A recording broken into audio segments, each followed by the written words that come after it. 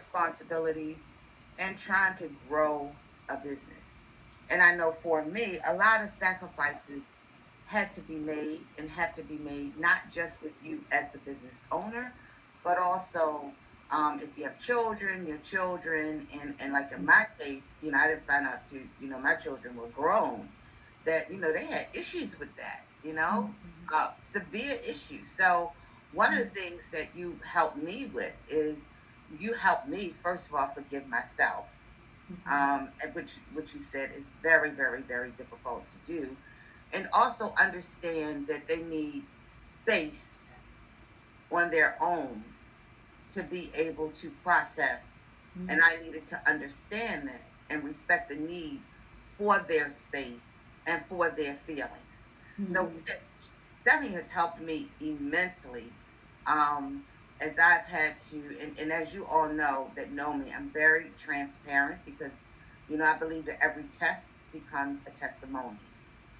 And so hopefully, all that glitters, is not gold. And so I like for people to see all forms of me, because most people, when they Google me, they think, oh, wow, she's done this, she's done that, she's this. Mhm. But you know what? But at the end of the day, we all have the same struggles.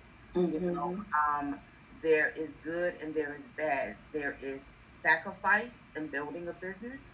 There's greatness in building a business, but there's also a lot of tears got to be shed. You know, and so it doesn't come without its own little landmines. So I am really, really an advocate of business owners having and engaging in some type of coaching.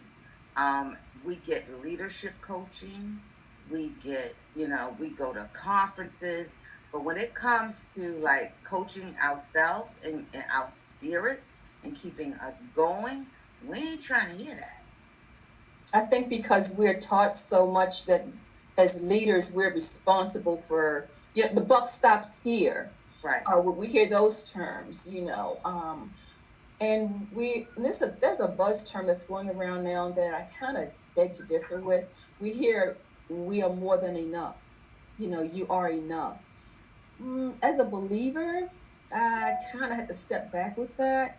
I get being confident, but sometimes if people don't understand their fullness of and their limitations, that creates undue stress on ourselves when we hear things like that. Oh, you're enough.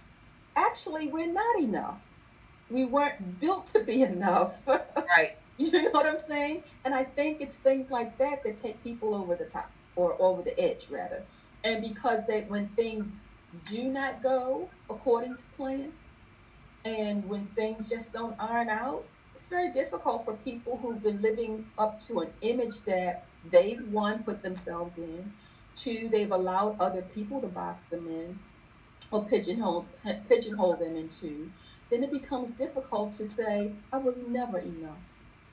Mm-hmm. I do need to seek some help, some Mm-hmm. assistance, and sometimes people take leadership as I'm supposed to do and be it all.